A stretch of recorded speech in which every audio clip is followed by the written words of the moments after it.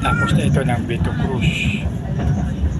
Mga kaibigan, balikan po natin na nakasabi doon sa The Word of the Lord is the beginning of wisdom.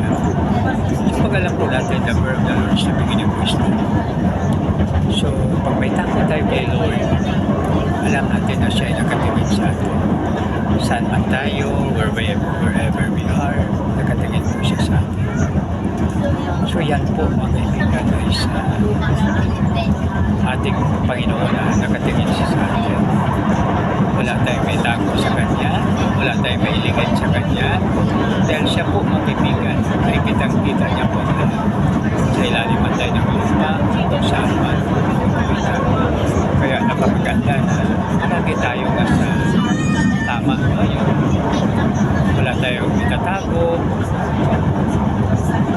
So maganda pag yan po ang ating maranasan na magkaroon tayo ng happy life dahil sa ating pagpahayag anuman na wala tayong tinatago. Napakaganda pag yan po ang mangyari sa atin. Maganda, masaya, at pagpalain po tayo.